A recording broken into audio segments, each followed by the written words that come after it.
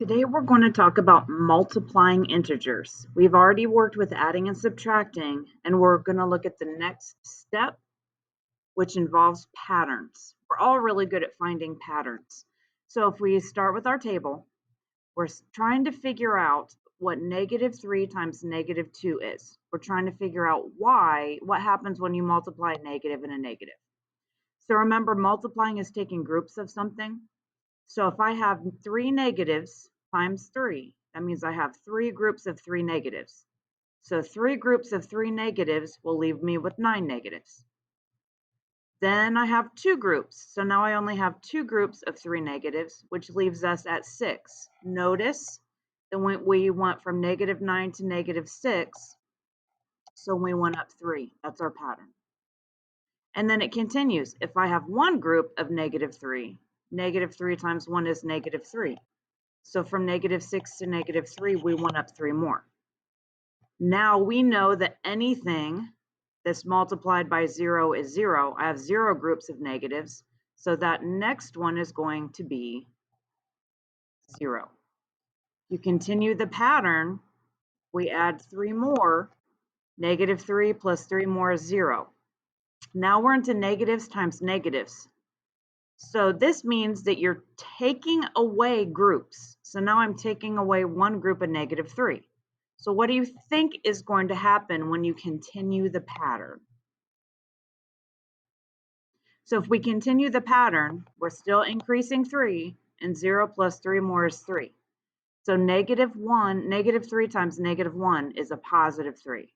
And then -3 times -2, if we continue our pattern, we have adding 3 again, we're going to get 6. So this is like I have -2. I'm taking away 2 groups of 3. So if I'm taking away negatives, that's going to go into the positive. So we just figured out, based on our pattern, that -3 times -2 is positive 6.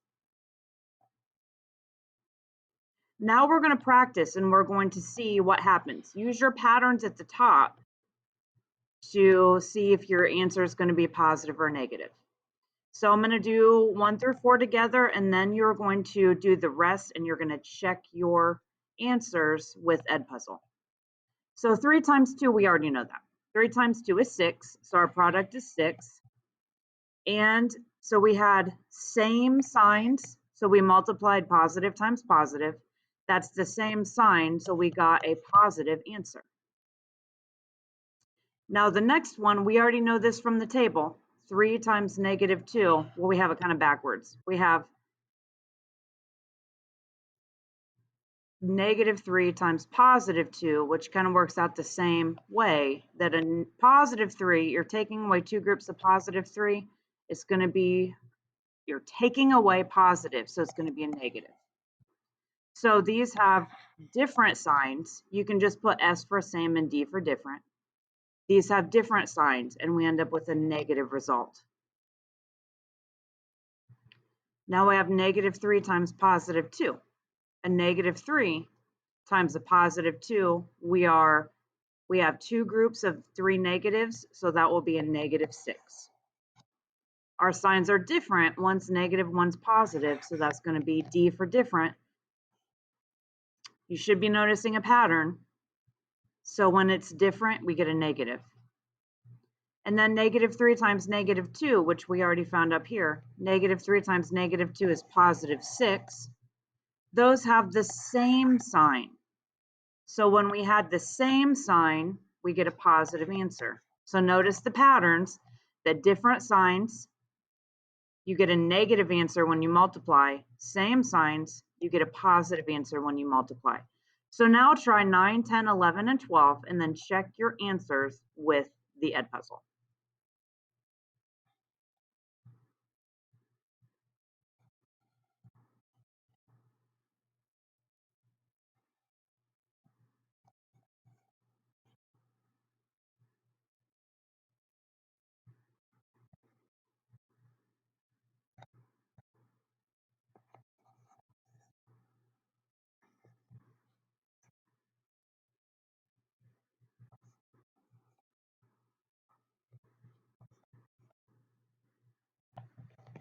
And then this last part, before you're ready to do the practice must do, write two integers whose product is 0. So look at your answer choices on the Edpuzzle. Which two of those will give you a product of 0?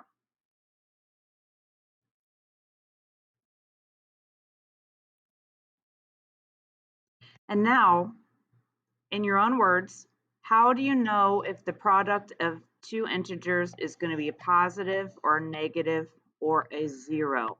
So make sure you answer all three of those parts. How do you know if it's going to be a positive answer? How do you know if you multiply and you get a negative answer? And how do you know if you multiply and you're going to get 0? So make sure that you answer all three of those in the Edpuzzle. And then the last part, see if you can find the rule based on number 14. So what's the rule if you add two integers with the same sign? And what's the rule if you add two integers with different signs? And then you're going to be ready to do the practice.